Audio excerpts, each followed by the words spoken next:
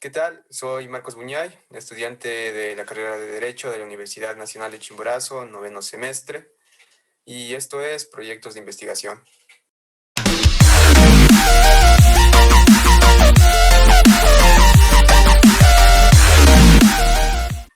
El tema que vamos a revisar hoy es los métodos de la investigación jurídica. En primer lugar, tenemos que referirnos a una definición de lo que son los métodos de investigación jurídica.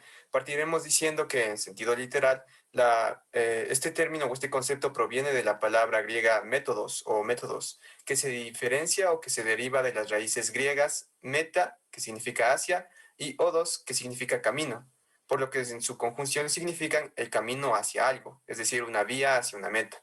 De manera más técnica, se la podría definir como aquel procedimiento seguido para estudiar un objeto o un fenómeno. Es una especie de estrategia a través de la cual se investiga un problema y se indaga en lo desconocido.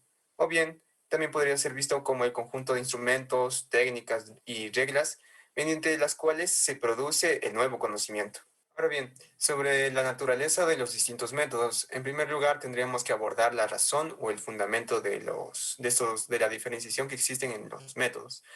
Y partiremos diciendo que a la diversidad de métodos científicos generales se añaden propiamente los delineados por las ciencias en particulares. Esto debido principalmente en razón a los objetos de estudio que tienen. Por lo cual hablamos de que en la ciencia moderna, por la pluralidad metodológica, esta pluralidad se halla en los distintos objetos de estudio que puede poseer cada rama o cada rama del saber como tal. Y es que es de ese arsenal que el investigador debe seleccionar los métodos más importantes de acuerdo con el problema científico que se le haya planteado, el tipo y el enfoque de investigación que va a desarrollar, además de los objetivos que puede llegar a proponerse. Así se diseña una especie de estrategia específica para cada estudio. Respecto a la variedad de métodos, tendremos que decir que no existe, por tanto, un solo sendero metodológico para proceder o para entrar en la investigación, sino que por la naturaleza del conocimiento, como ya lo sabemos, es muy variado, es interdisciplinario, habrá una necesidad intrínseca de promover la libertad del investigador para diseñar una ruta científica de acuerdo con la contradicción que deba resolver y sobre todo escoger de entre las distintas variedades de métodos existentes los más adecuados para cada caso. Tal es que cada uno tiene su pertinencia, sus fortalezas y debilidades y sobre todo, así también, no hay una relación entre cantidad de métodos y la calidad de investigación. De modo tal que la base del empleo de cualquier método es la perspicacia del propio investigador, su dominio para manejarlo y su agudeza para interpretar los datos.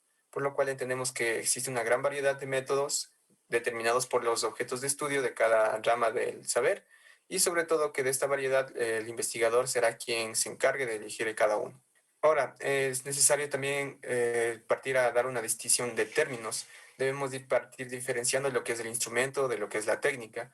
Primeramente diríamos que el instrumento de la investigación es la herramienta que se utiliza para concretar el método, es decir, es el medio a través del cual el investigador recolecta datos y obtiene la información necesaria. Así, por ejemplo, podríamos hacer referencia a una ficha de contenido que permite resumir la información existente en diferentes fuentes sobre un objeto al que se van a aplicar los métodos histórico-lógicos y de análisis y de síntesis, o la guía para estructurar una entrevista.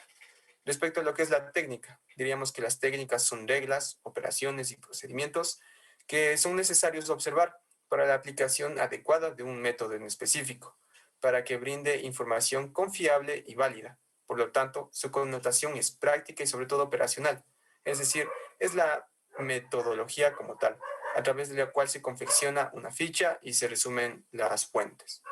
Tenemos que referirnos ya de manera general o de manera específica a los métodos de investigación jurídica. El primer método que encontramos es el método histórico-lógico. Y es que el método histórico-lógico es aquel que nos permite enfocar el objeto de estudio en el decurso evolutivo, destacando los aspectos generales de su desarrollo, las tendencias de su progreso, las etapas de su desenvolvimiento y sus conexiones fundamentales y causales. Esto posibilita entender el comportamiento histórico y explica la fisonomía actual de un determinado fenómeno. En lo que tiene que ver ya con el derecho, diríamos que los estudios históricos permiten realizar una valoración retrospectiva del objeto. Es decir, nos permiten señalar que esta forma o esta especie de investigación es válida para revelar la génesis y la evolución de instituciones y normas jurídicas, destacando sus cambios en distintas épocas, sobre todo comprendiendo la formación de los sistemas jurídicos, desentrañando el contexto de las transformaciones jurídicas, sobre todo que se están dando o que se dieron en antecedentes, como es el caso de movimientos revolucionarios, y sobre todo también nos permite resolver o revisar de manera cronológica un fenómeno sociojurídico.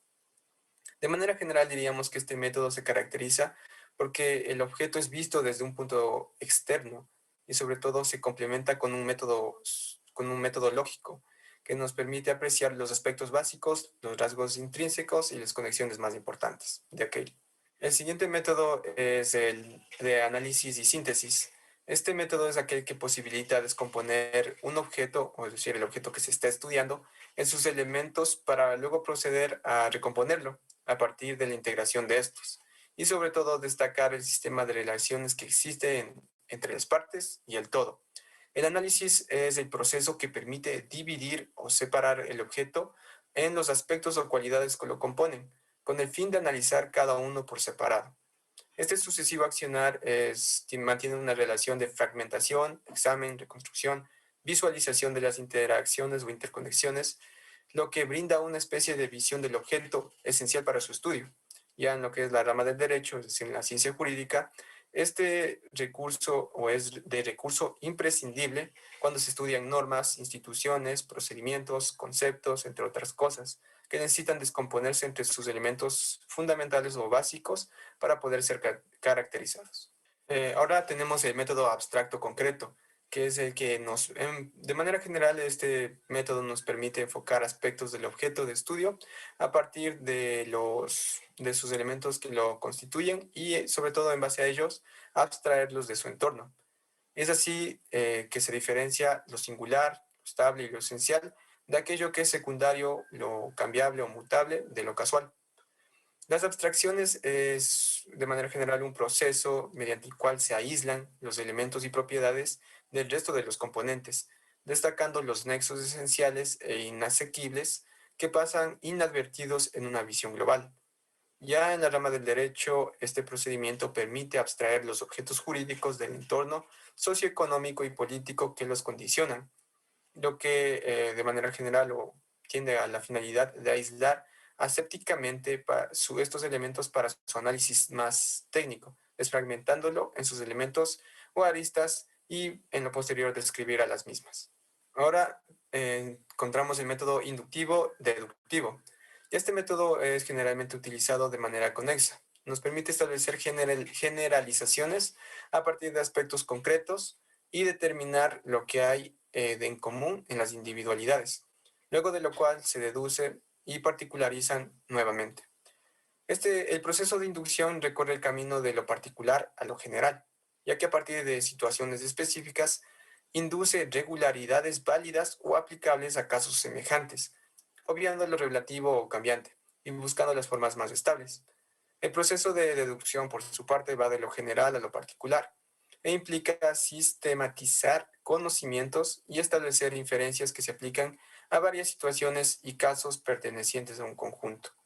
En la ciencia jurídica, la inducción, como forma de razonamiento, posibilita la construcción de teoremas desde situaciones particulares y casos concretos para establecer regularidades generalizadas y sobre todo pautar conclusiones. Ahora bien, como otro de los métodos para realizar este tipo de investigaciones, o en los métodos de investigación en el campo del derecho, encontramos al método sistemático, estructural y funcional. Este método es reconocido por varios autores porque en procedimientos distintos permite el estudio de un objeto en el contexto de una estructura compleja en la que se integra y que está conformado por diferentes subsistemas con características y funciones específicas interactuantes entre sí. Como tal, nos permite desestructurar un objeto en sus partes, estudiar el papel que cada una de ellas juega de manera general o en el ámbito común. Ya en el derecho El enfoque sistémico posibilita visualizar el objeto que se investiga dentro del entramado de las relaciones en el que se integra, delimitar su rol funcional dentro de los subsistemas jurídicos. Como último método encontramos el método de modelación, y es aquel que crea una especie de abstracción del objeto con la intención de explicarlo, a través de una modelación representativa del objeto real, en donde se extrapolan, de una manera simplificada y esquematizada, todas o algunas de sus partes, en dependencia de la prioridad del investigador, y con ello se posibilita el estudio al hacer más operativo y más simple. La esencia de este modelo, de este método de modelación, es la relación que se ha establecido, que se puede establecer, y la misma que es de naturaleza teórica o práctica en relación con el objeto moldeado. De manera general, estos son los métodos de investigación en el campo del derecho que han sido caracterizados y especificados con la finalidad de poder tener un conocimiento mayor sobre estas particularidades al momento de abordar un tema de investigación. Si llegaste a esta parte del video, agradezco mucho tu atención y esperamos que la información te sea de utilidad en tus proyectos de investigación.